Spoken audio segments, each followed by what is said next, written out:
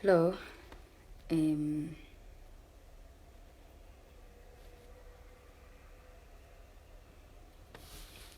Hold on.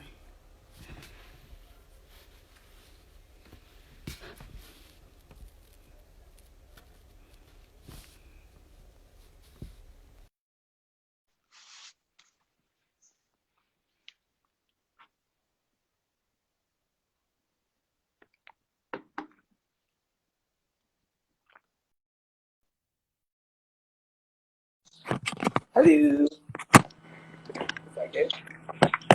Hi. Oh, How are you? oh, good, good. Sorry, just making sure that's set up. Do you know I'm actually having to sit on a cushion on the top of a chair because was like too short. As always. I literally was like, right, because it's like shoots up the camera when you go up. So I was like, I'm gonna look like this small. So I was like, I've got to put a cushion underneath me. I just consider if you're the legal height to drive, like honestly. Listen, if I'm on the streets, just watch out. Just keep a lookout because I'll be there.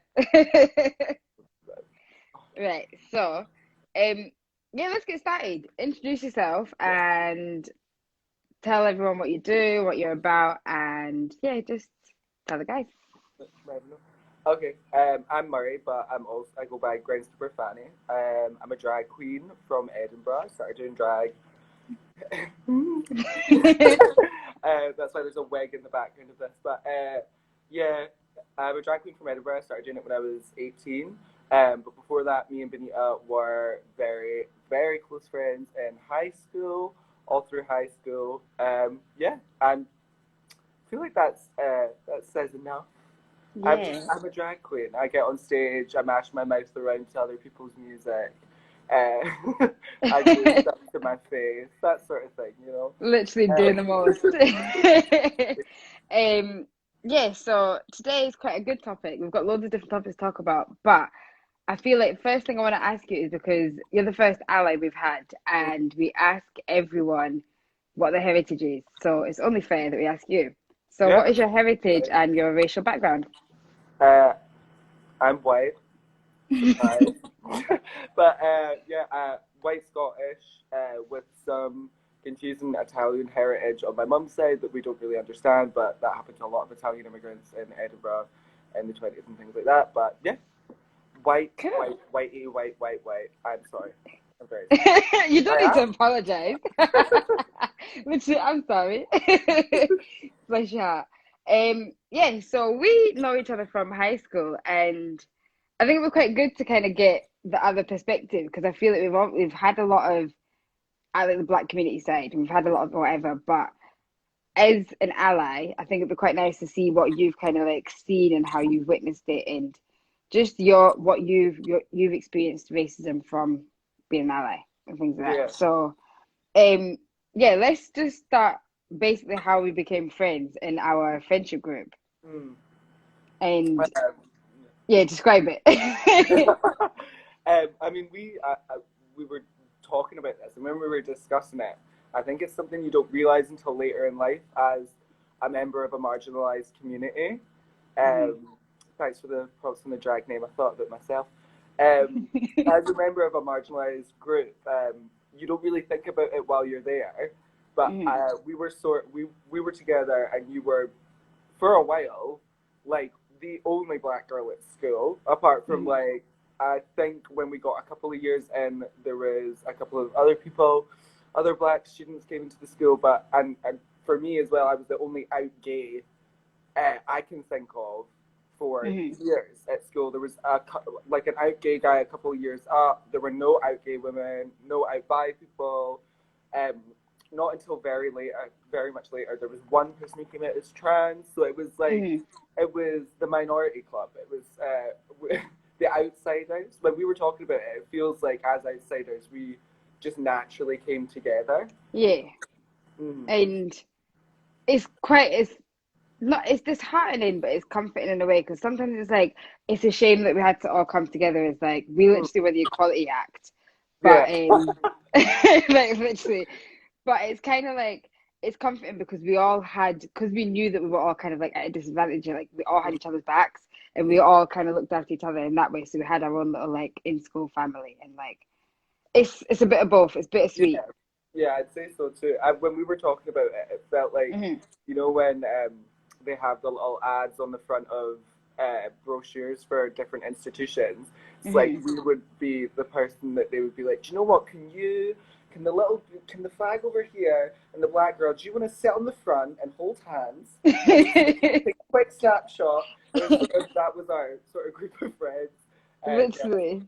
oh Lord. It's funny, but like, how do you think that kind of affected how like we had to figure out our place in school and how to like fit in and Hmm. things like that?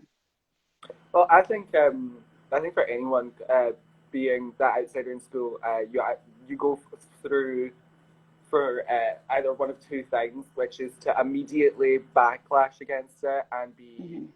outspoken and sort of push back against feeling like an outsider, or you become insular. I think definitely we were the former. We were definitely a group of Hmm. people who were outspoken, but because of our, obviously because of our minorities, that was, you're sassy. Oh my God, you guys, you're so sassy and Hmm. crazy, because that's the stereotype that's pushed.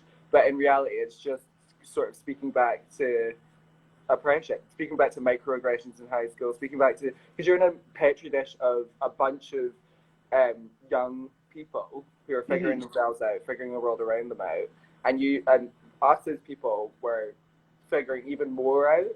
So I Yeah. feel like it was, yeah, it's a really interesting experience, um, Hmm.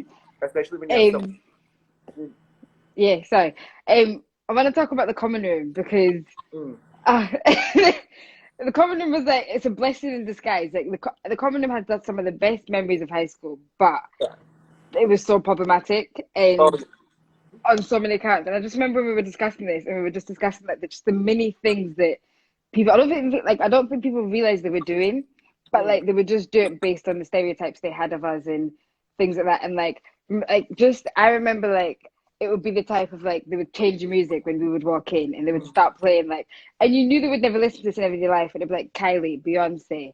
They would start playing like niggas in Paris. They would just play songs that they'd be like, oh, they like it. That's the cool. Like that's the group that's gonna be Uh, like making the common room fun and whatever. Like, no, we're not here to entertain you guys and just dancing like monkeys in the corner or something. Like, we're but I people. think that dichotomy worked out, I think, a lot worse for you, because Mhm. I found that when I was alone in those situations, that it was completely different. The music choices, the choice of language, the way people approach things, Mhm. but then the mood shifts specifically, and I don't want to speak for you, but the mood Mhm. definitely shifted with you in the environment in comparison to me in the environment, where Yeah. and you said it so wonderfully, and when you were speaking about it, when we were discussing this, you and your sisters were talking about how there's one song every year, one song that is by a black artist that people are obsessed with. And Mhm. when we were in high school, that song was Kanye West Paris with Mhm. Jay-Z. And I think what's so bizarre about that was we would say walk into, say if you were in the common room and someone wanted to, oh, I'm going to put on some of that funky rap music, they would just Mhm. pop that on. And then it was like, do you not understand that you're just blasting slur terms at someone in a free period while they just sit in the corner, and you say things like bro and Mhm. one to your friends when you are the white boy who, you know what I mean? You're Yeah. all, And it's one of those things I'm all for people like embracing the culture and like taking that on part because essentially I have done that with white culture. Like I live in the UK. But like that's one of the things that I don't think people like had the realization of like being in school and being that young of like, is this offensive what I'm doing? Because it's like it's there's other songs that I like. Like, can I not like Oasis? Can I not like Arctic Monkeys that you guys like? Can I not like all these other people? Like, do I have to like this type of music just because I'm a black person? And also, why is that the song that you're choosing? Like, I know that song's popular, but it says the word nigger in it, yeah. and it was When just a bit odd. we were discussing it, I think growing up as a gay man, Mm, one of the things that I found a similarity in that sort of treatment where it was watching conversations that people would have, like groups of people would have, mm, and how casual they were with each other, joking, normal, and mm, relaxed. But then with me, the conversation always had to be geared towards everyone got a bit more flamboyant, everyone got a bit more intense. People were uh, using stereotypes, trying to fit me into a stereotype, which Mm. I am, hands up. I mean, I'm a fucking drag queen.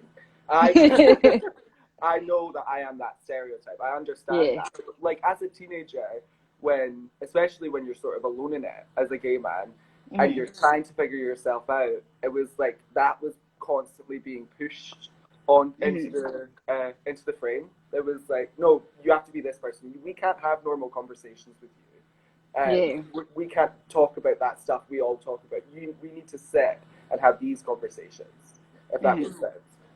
And I think the kind of like what I would notice for you, for like you and Fraser, would be the kind of like when people would talk to us as a group, and like heterosexual or cis non people would like talk to us, and they would then later on, when it was me, they'd be like, oh, they're actually quite cool for like gay people. I'm like, you can't Oh say my that. god. Like, you just can't say that. Like, that's not. Do you not Um, see the error in your ways? And it's also like, why did you have a prejudgment that they wouldn't be a cool person? Like, why mm, do you think that you can't hold a conversation with them in a normal term? And yeah, like, yeah, it's a very similar feeling of like there's things that I noticed in school that I was like, don't approach me because they're not here, and then say things like that. Like, I'm still their friend. so bizarre. I still get that in adult life though. I genuinely thought, and I was convinced when I was younger, I Mm, was like, I'm gonna leave this space, like, and I'm gonna grow up, and I'm gonna be mm. surrounded by equality, and everyone will understand, and everyone, no one will speak to me like this again. It's like you are so wrong.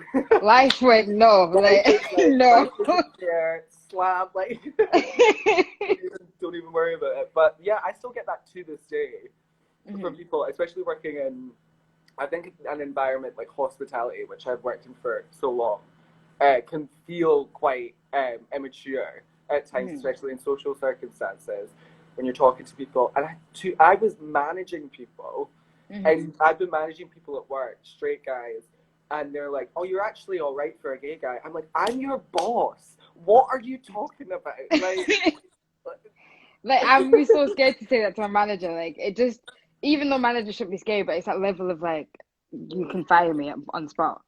yeah, I would. I wish I did. I really wish I did. But I then I'm think if thinking, someone said that to me and I was a manager, if they said, "Oh, you're quite nice for a black person," I'd be like, "I'm girl, going to show you what's not nice. That you're going. You need to go." oh man. I'd no, I couldn't. That would do. But I'm petty, so I would have been like, "No, that's not happening." Um, what do you think about how our friendship group was affected by? Well, we spoke about quite a bit, but like, the stereotypes in a sense of like, obviously we were the outsiders and we weren't the like main groups or whatever in school and stuff like that. But when it came to like events and things, we Mm, ended up falling into them. So mm. like, how do you think our group was kind of affected by the stereotypes about us? I think it's more so you, and I Mm, would say that really speaks for itself. In my case, it was sort of the same thing that I was talking about, where it was like we can have these conversations, but we can't have these conversations. mm, But I think the same thing goes for music as well. Like environments where you were with me. This would not happen otherwise, obviously. mm. But when See, I didn't know that. yeah, when I you were always with thought it was just like it all was of like, us. oh, here they are, they're crazy, like, oh, they're Uh-huh. playing music. And the amount of like white guys and girls that would be like, oh my god, Bonita is, and like, this is where the problem lies, is that I don't honestly think people would still to this day think this is a bad thing, but like Mm. screaming at you to like dance, saying things like throw that ass, and like being like screaming and feeling like they're like part of it because they're like, oh my god, can I Mm. twerk? And then like bending over and it's like, please no. That whole environment only existed with you, and Mm. as your white friend, it was so obvious the change uh, Mm. that came with those different groups. Completely, Mm. it was so bizarre. Yeah, It was racist. it was.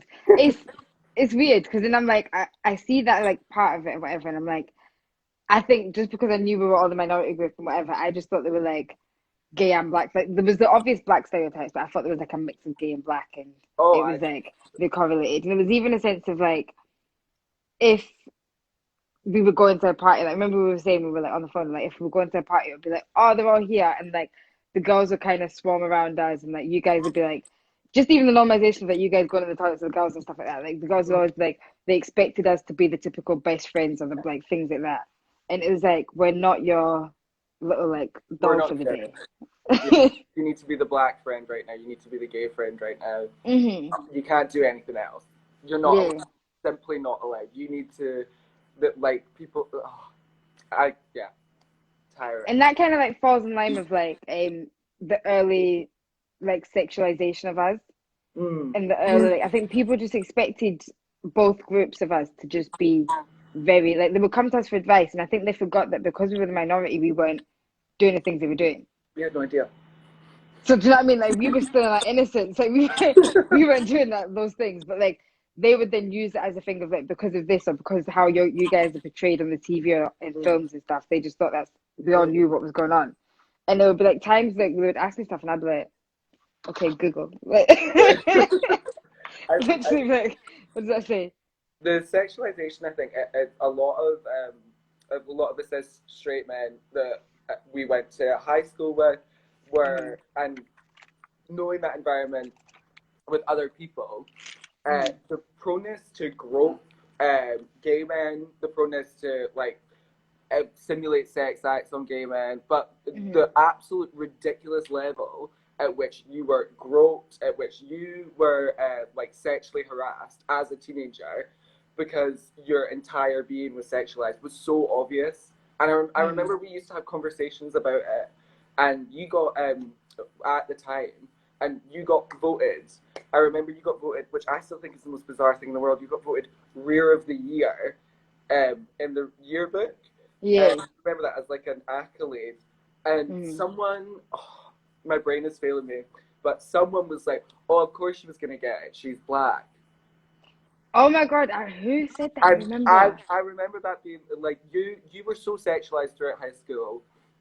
And I remember in that case everyone was like, "Oh my God, like I wish I liked me. Like I wish I was like you." And it's like, or take it to the other end and be like groping, sexually harassing. It was so obvious, and I think a lot of people, even looking back, wouldn't even acknowledge it. But I think at the time we used to have conversations all the time. Oh, and there would be obvious. Sorry, cut you off. Yeah. There'd be obvious, obvious instances of it every single day. It was crazy. You're not allowed to be innocent when you're a black woman. Yeah. As a teenager, you're just white people don't let it happen. It's sad. I think that's the thing. A lot of the like high school stuff I've wiped out because I'm just kind of like they were that young, but that's not an excuse. But The yeah, traumatic experience. it's, You push it down. it's one of those things that I'm like, if it was my child now, I would be in that school like fire on ice, like on earth. I would be there like straight on shot. But yeah, it was like a weird experience. It was one of those things of like you went from being like the epitome of innocence and then just Completely. down to the other one. And I just remember there being a point of like, even like in both ways on your end, there was sometimes a point where like people would come and be like, "So do you think they've done this?" And I'd be like, "I'm not.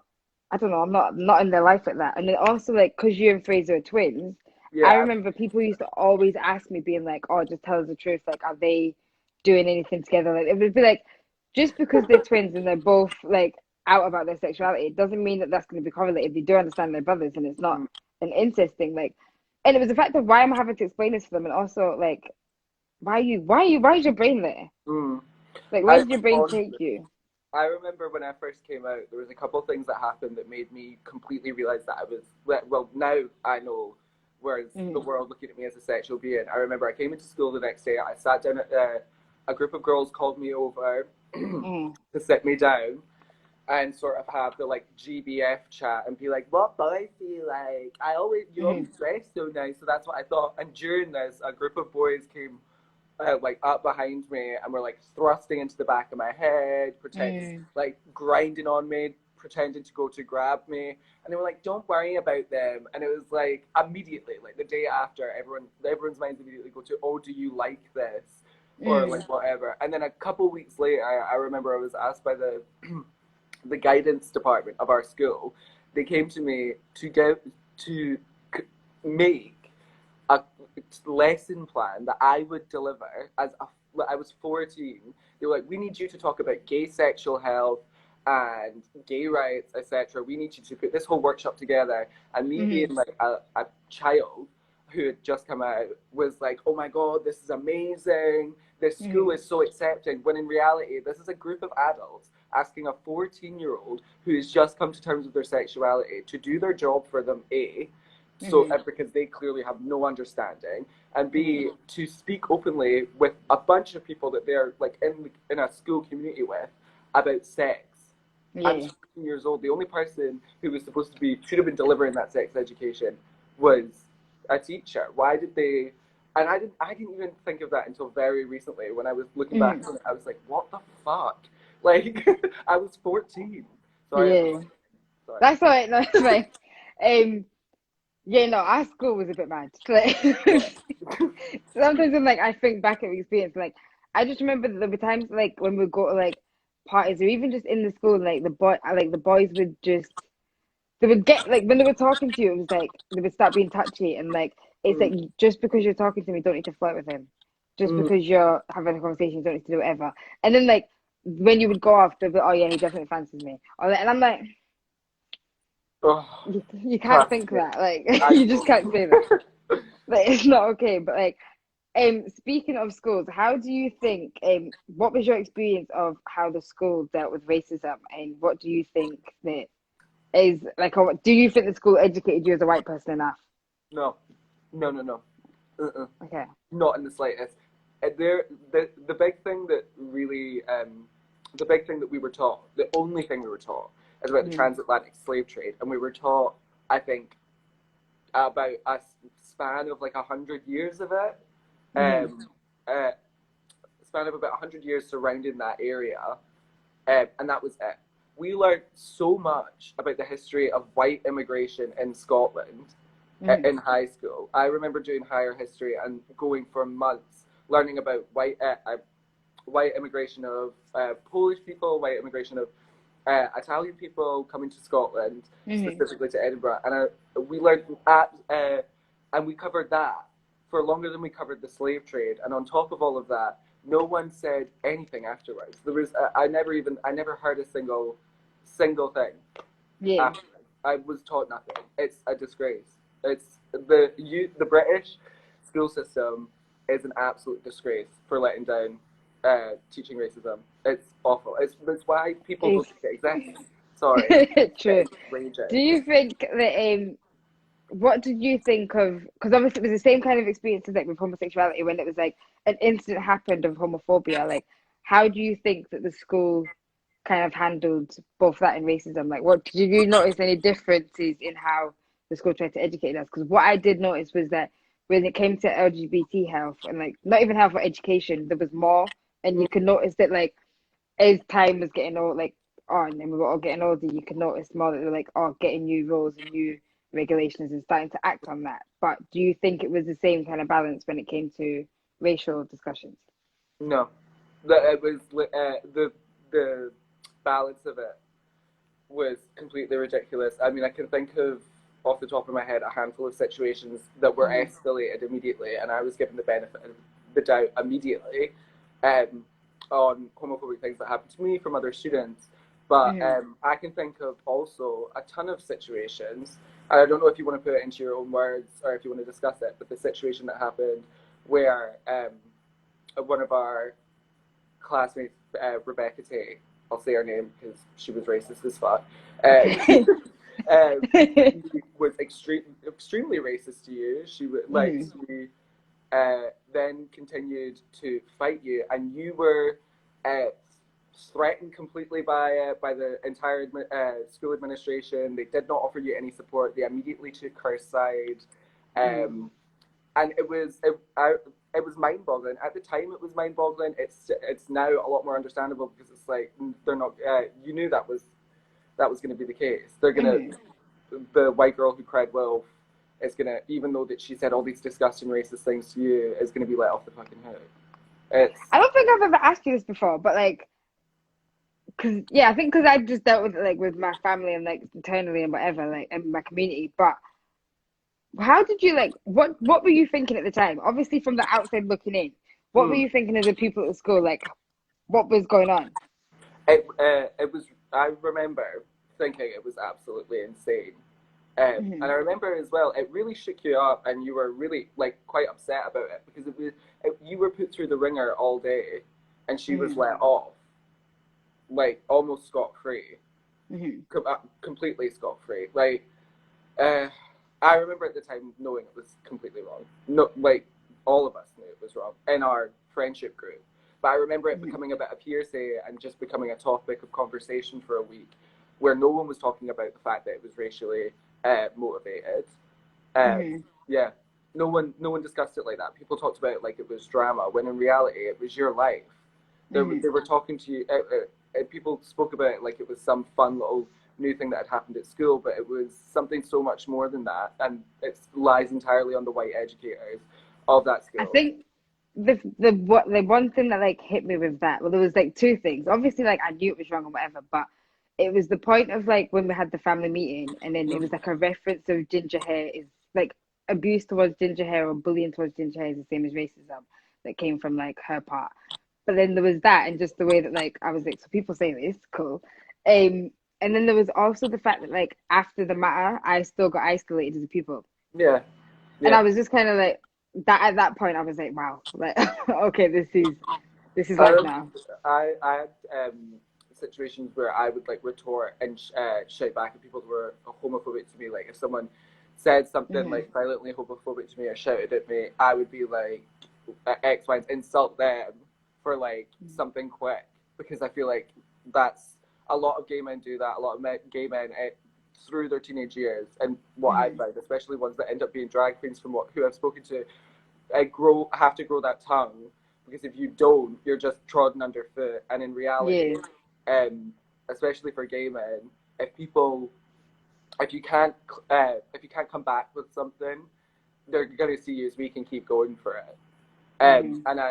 But even at the time when that would happen, I would get called into meetings and they would be like, well, listen, you both called each other names and you both were cruel to each other. I was like, yeah, but he called me names Yeah. for something I fundamentally am and cannot change. He can Hmm. lose weight. Sorry, jokes. But yeah, so I remember when you used to get in trouble for like dyeing your hair and stuff like that. It used to be a Oh, madness. But I remember teachers as well when I was expressing myself as a teen, mhm. um, dye my hair, being extremely calm. There was so many instances of specifically, and it makes sense. PE teachers were Mhm. so bizarrely cruel to me, and would say Mhm. things like, would be like, "What are you wearing?" in front of a group of students, and everyone would be like, "Ha ha ha ha," and it was like the joke was always about the fact that I looked feminine, camp, and different, and it's like you're Yeah. an educator egging a bunch of people on to laugh at me every single Mhm. time. It was like throughout all of high school, and I never addressed it at the time. I don't know why. But you can't, you're a kid, and that's the thing is because you're so young, you don't understand how to actually say anything or how to open that conversation up. So you just take it in. Process. But yeah, so school's a big one, and we'll end up going at like a big diving part of it. But I do want to know, how did you get onto the drag scene, and how did you land yourself there? Well, when I was younger, uh, around like 16 or 17, Mm, I had some friends that were a lot older. They snuck us into some clubs one night, and it was sort of like a liberation moment where it's like, these are my people. This is amazing, mm, because they were a few of them were queer themselves, and I just would get into makeup. And then the minute I turned 18, at the job I was working at, I just marched through and was like, I'm going to do a drag show. I'm mm. going to do a drag night. I need to do it because I'd just been obsessed with it for so long. So I did that. Yeah, I got the ball rolling. And yeah, that's how I started doing it. It was just sort of a head first, I need to do this immediately. I, yeah. You've been but doing really well at it. Like even the glow up from when you first started Lord, we're doing not Fanny's so makeup to close. now is legit. No one. Everyone has the glow up, even girls. We had it. Like it's when you first start learning makeup to when you actually learn makeup, and yeah, you transformed. But um, what is your views on?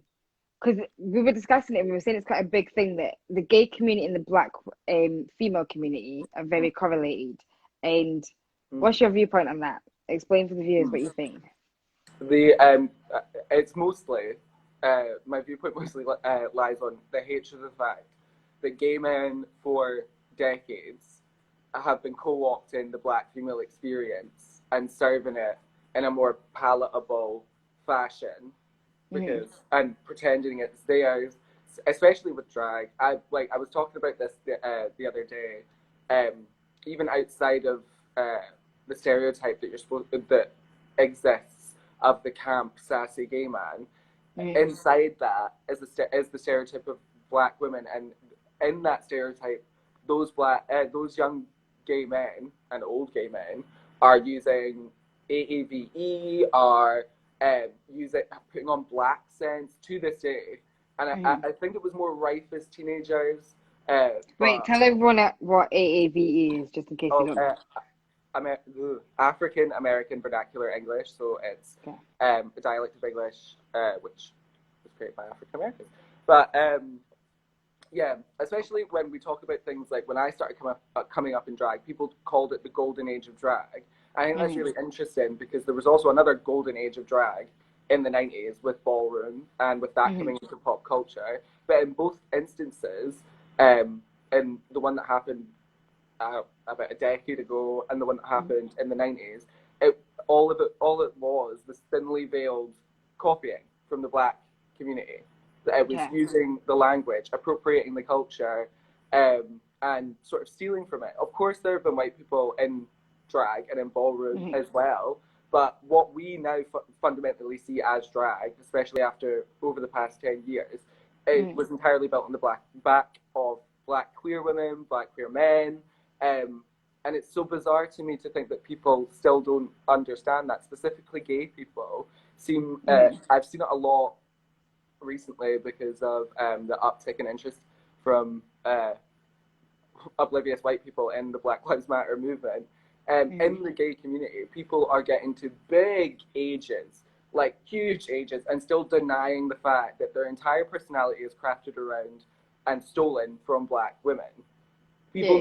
People need to stop saying these words, stop appropriating mannerisms online. Recently, the big thing for all of the young gays, even ones that support the Black Lives Matter movement or quote Mm-hmm. unquote support it, the use of different words, the use of different memes, it just blows my mind. How are you going to write "child" at the end of a tweet about Black Lives Matter as a white gay man? How are you going to sit and type that out, or period, Mm-hmm. or anything of that nature? Oh, and I can go Do on. you think it crosses the line between cultural appropriation and appreciation? Because Yeah. it's a very thin line, and I think because it's so thin, everyone has their own boundary Mm. Well, and they have their own fine line with it. yeah, I definitely think there's parts of drag that parts of drag and parts of the gay community that are entirely cultural appropriation, Mm-hmm. and I think as well those that sit with like me appreciate the fact that it's built on the back of black women and black trans women. Um, some those people still can veer off in the direction of Mm-hmm. completely appropriating. There's plenty of drag artists I know who are successful, who support the Black Lives Matter movement, who are very vocal about it online, Mm-hmm. and but use solely black female voice clips in their mixes for their lip syncs, Yeah. or you it's mind-boggling to me because this persona you're creating in drag, you're creating something, you're creating someone, Yeah. and what a lot of white gay men are doing is basically rebranding themselves as a black woman Yeah. and say, but I'm trying to put it into words. Apologize that I'm tripping over myself, but That's it's okay. just frustration. Do you think it has anything to do with, so like the most common known drag queen is RuPaul, and he's Mm, a black man. So do you think it has anything to do with the fact that RuPaul is one of the most famous drag queens in the world? So a lot of it probably comes from because he's idolized and he mm. is such a star. They will think that they're taken from RuPaul's culture, but they'll go Uh, backhand. I think a Mm-hmm. lot of times as well, it is quoting that TV show. It is quoting the culture that's been built around it. Mm-hmm. But from that TV show itself, that's RuPaul saying those things. Like that's a black gay man, Yeah. like a black gay drag queen saying those things. But I think, and it's not up to me whether or not he okays it with people, but he has the whole show is opening the floodgates of just you're allowed to say all of these things. It's why we had people claiming when the Kardashians were saying "occur," like Mm-hmm. in that awful like, well, I can't even say it in the full thing because I know it's that word is not for me. Everyone was saying, "Oh, Leandra Stranja created it." It's like Yeah. no, she didn't. That white girl who in herself is culturally appropriate and she wears dreads all the time. Her Mm-hmm. whole thing is about her being sassy and smoking weed. She's a stereotype walking. Uh, but she didn't create that. Of course she didn't. It was a black woman. Mm-hmm. Everything, all of the words that he is using were created in Yeah. ballroom culture by black women. It's I think a lot of people get bogged down by saying, "Oh, but it's drag race. It's just drag culture. It's Yeah. black culture, gay and drag culture.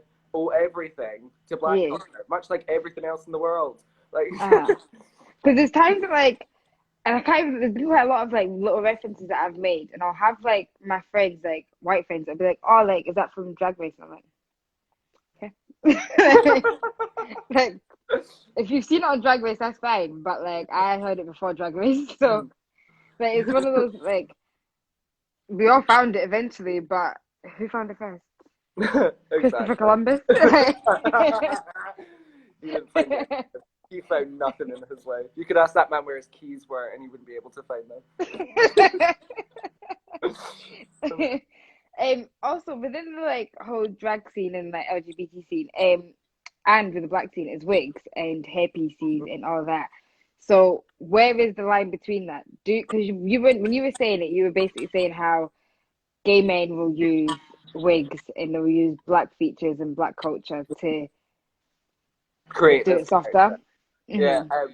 I think what's really funny is that this has come up quite a lot in the Scottish scene, and a few years ago it came up quite heavily because it was during the time when a lot of the conversations were being had about hair and about what is okay and what is not okay for black Hmm. people, for white people, sorry, to wear on their head. And at the time as well, people were, and every year, baby queens are just getting to grips with wigs, and a lot of these Hmm. white queens will be buying black girl hair with black girl lace and just gluing it to their forehead, getting Hmm. it done in braids. I remember the boxer braid trend was rife in the drag community, and it was Yeah. just one of those conversations that no one wanted to have and was immediately shut down as well to begin with. Hmm. And now I think we've got to a point where people have stopped doing that. But in Scottish drag at least. But I go on my timeline every day. If I was to go on hashtag drag or hashtag drag queen and scroll down a little while, there will be, I will find a slew of white queens wearing locks or wearing braids. It's one of those things that people think because they're creating it and it's a character and it's Hmm. they've done all this work and it's just their vision that it's just fine to wear when it's not. Do you think it falls in line with blackfishing? Oh yeah, big time. Oh, the blackfishing problem in the drag scene. Some of these girls' tans, by the way, I'm not going to say their names, but specifically in Glasgow recently, some of you Glasgow drag queens, put down the Bondi sands. I am begging you. This goes to anyone whose tan goes anything darker as a white person. Ooh, don't know what happened You literally came to at people today. there. The force happened. I'm telling you, this goes to all like maybe because it's a white person saying it, the white person people will listen. But put down the Bondi Sands, and especially the gay men. Oh, and stop going. I've had a little bit of lip filler. I do get a tan in the summertime, but I do not pump myself up with enough Juvederm and pour enough Bondi Sands over myself to get to that point. I think that's a huge problem in the drag and gay scene. Mhm. Blackfishing is huge, and we focus so much on white girls doing it and white cis straight girls doing it, but I think it's huge in the gay scene as Mhm. well. It's like please, oh please stop tanning. What do you think of like on the topic of fake tan? Obviously, that you're very against it, but like as a white person, what's your views on it as a product when you compare it to the likes of skin bleaching? Mm, Because essentially it's the same product, but being sold to the opposite races for mm. the same effect. I think fake tanning is fine in moderation. It's Mm-hmm. totally fine in moderation for white people. Just a little bit, just a little bit. Only go the color that you can physically go under the sun. But like Mm-hmm. other on the flip side, I don't want to speak on skin bleaching too much because that's Mm-hmm. crossed my line. But I remember when I was in Japan recently, all the skincare products there carry bleach in them, and I Mm-hmm. would have to ask. And I was buying this cream, and it's a different cultural experience as well because that's very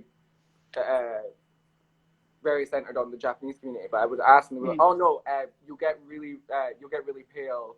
It'll be really good for you.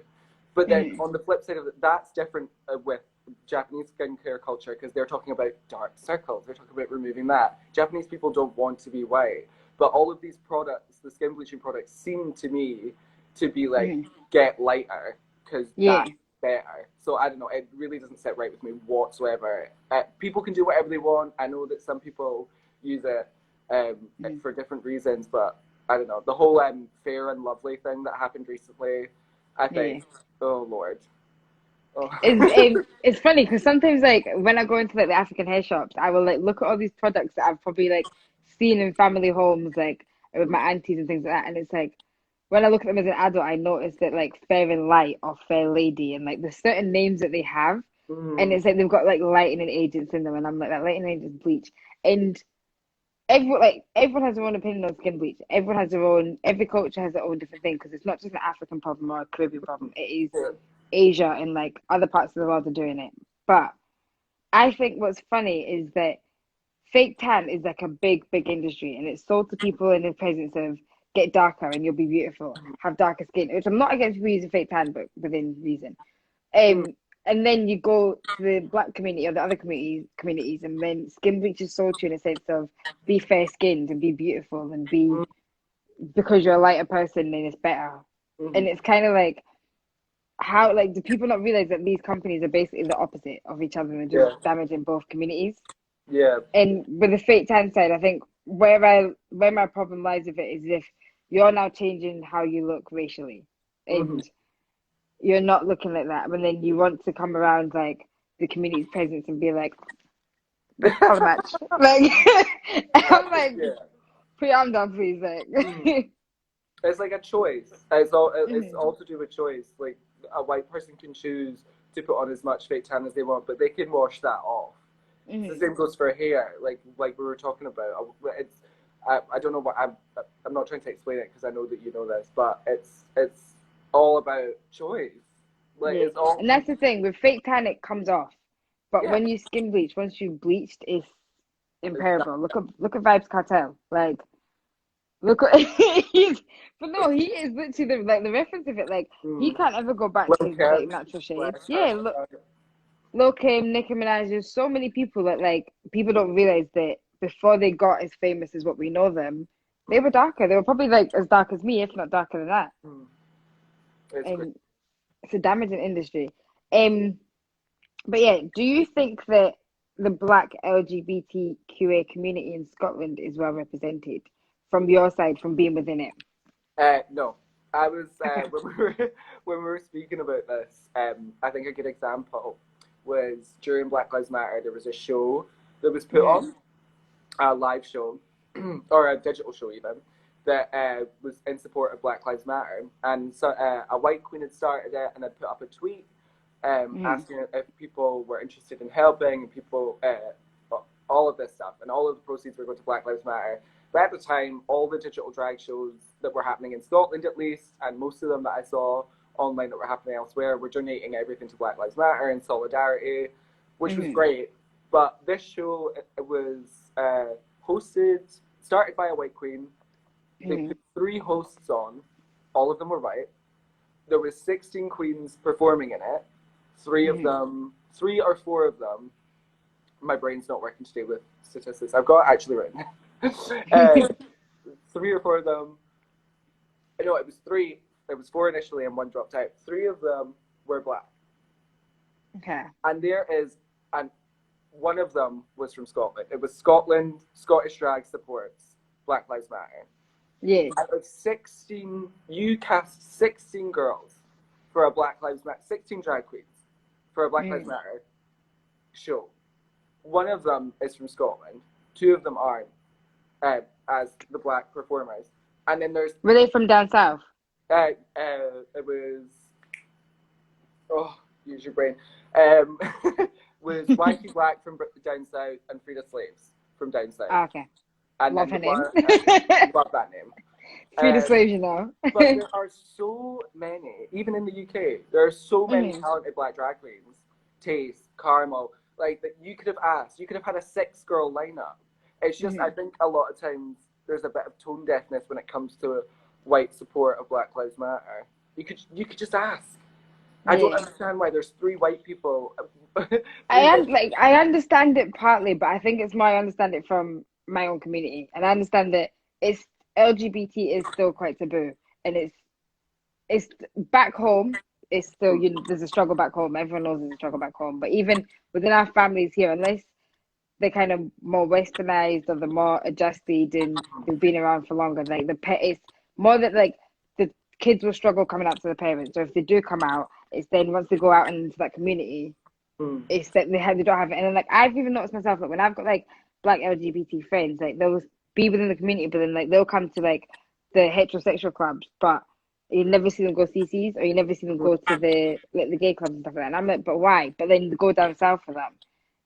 But and, sorry.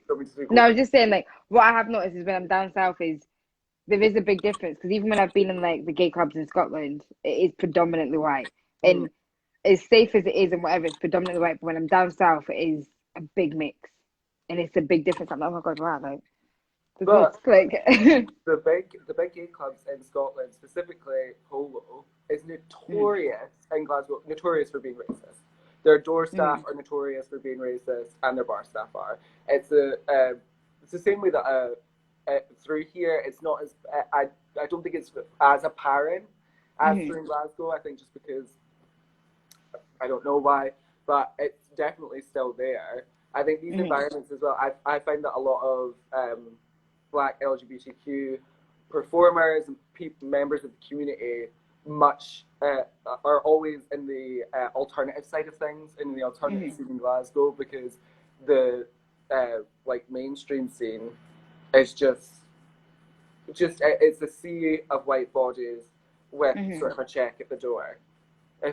Look, there was a huge thing that happened recently, or a year ago, where this was discussed at length about how the bouncers and the security and the bar staff were just completely racially discriminating. And I think as well, it's so that is so sad as as a young LGBTQ person, and as a young black LGBTQ person trying to find your community, trying to find your feet, and then the community that you're part of doesn't even accept you or stops you at the door and doesn't let you in. It's heartbreaking. What do you think that, considering that like everyone thinks that like the LGBTQA community is such an ally for us, so what do you think could be done in Scotland to change that, and what do you think it could be done to gain? Obviously, like there's a certain, you can only speak to some extent. You can't really speak for all black people in the community, or whatever. But how would you, as an ally, how would you try and change that and make it better? I think we need to start within the community at large by calling each other out. There's so many there's instances where people need to be told, look, we need to make this space more inclusive. We need to focus on promoting black voices instead of speaking for them. It's so which is why I don't want to speak too much on this. It's not really my place. But we need to do so much more. I think we just need to actually rally together, similar to the way that a lot of cities in the US have. I know Chicago has a drag town hall now, fronted by Shakily. But we need to rally together and make this make our scene a better space for all black members of the LGBT community. Like, it needs to be done ASAP. Aside from that, why do you also think, because as much as yes, there is discrimination within the community, why do you think the LGBTQA community is our biggest allies?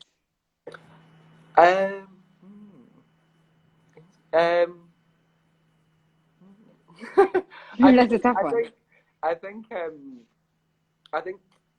Hmm, why my brain is? I'm very sorry. I'm honestly going through a brain blank here. Um, I think it's what we were talking about to begin with, the feeling of being an outsider. I think there's something Mm-hmm. resonates there where our situations aren't the same, but we can find Mm-hmm. similarities in it. And being outsiders, feeling like we don't fit in anywhere in society outside of our own communities. And I think because of that, it's a natural fit to just Yeah. feel compassion and to support um, those around you. Yeah, Mm. I think yeah, yeah. Okay. And what do you personally think it takes to be an ally? Um, oh, I had to. You got a speech.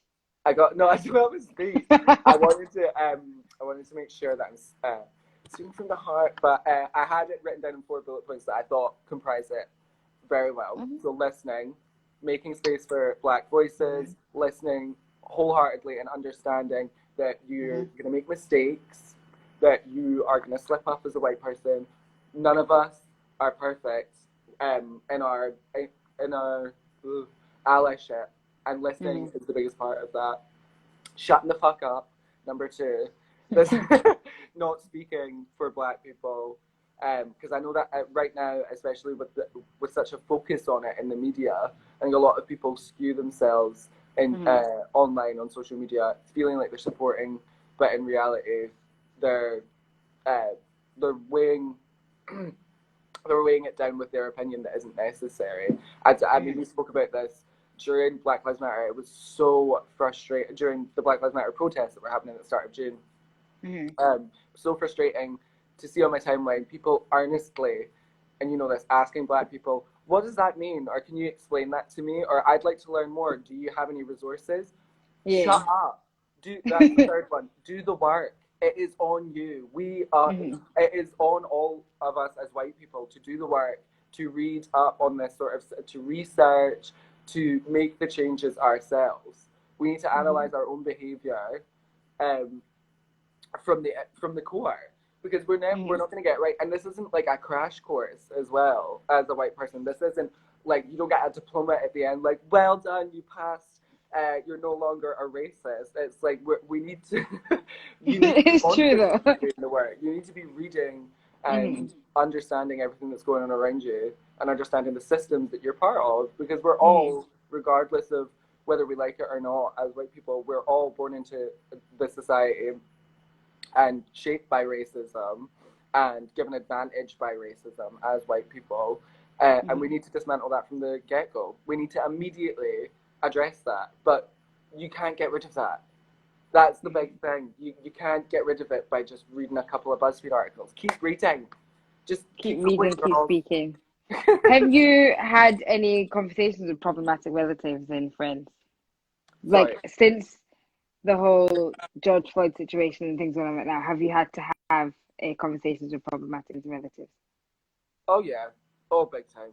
I How have they like. gone down? I think I've done this, but like I've been doing this for a while though. Where and we spoke about. I saw a tweet a couple of weeks ago that was like, make your white friends uncomfortable and save your black friend's life, which is Mhm.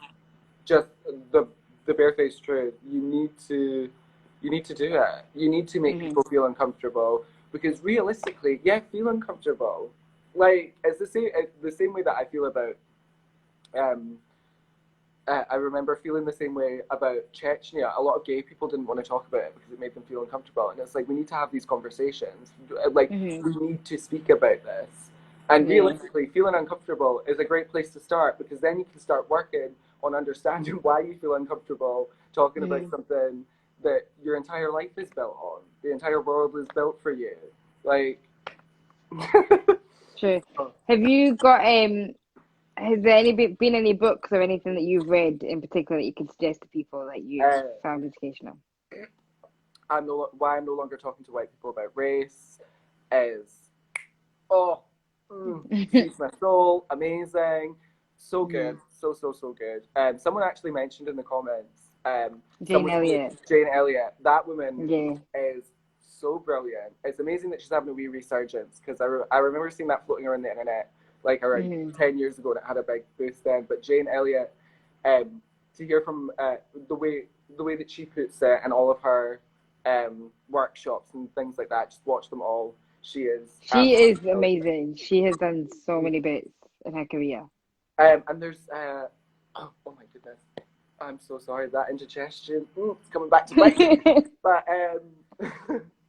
yeah, one that you mentioned that I have got and I've started reading is Black Feminist Thought, which is Mm-hmm. amazing. It's brilliant. So good. Oh It's so, so good. yeah. She actually, oh yeah, the woman that wrote Black Feminist Thought, she has done a book on intersectionality. So, what do you believe intersectionality is? Intersectionality is the crossroads that we come to when we're part of two different marginalized groups. I'd say I think that's the best textbook definition. Mm-hmm. But I think as well, You intersectionality got a is tickle there, you go. I don't know what's wrong with me. Intersectionality is about understanding that regardless of the fact that, say, I'm a gay man and that I've been Mm-hmm. marginalized because of that, a black gay man has been exponentially marginalized and has a different experience as well in his marginalization due to the fact that he's black. I can Yeah. also, and speaking about these things as well is so important because there's no one gay struggle, there's no one black struggle, there's no one trans struggle. And we need Mm-hmm. to respect that at all times, especially in times like this when it's um, so easy to talk from privilege as a white gay. Mm-hmm. Like a lot of the white gays are talking from privilege and talking out their arse about racism. When compassion should exist here, we're both Yeah. marginalized groups, although one exponentially more than others. And don't get twisted, I'm talking about black people, but are exponentially more marginalized than gay people. But Mm-hmm. at the same time, how can intersectionality is so important to keep in mind when we're talking about these things, because you need to understand that person's struggle is way harder than yours and different. Do you Like, think that like lack of proper education on intersectionality is the reason why the Black community, the LGBTQA community is so close? Because it's kind of like similar issues were just getting dealt with in one plan. yeah, oh yeah, the whole like the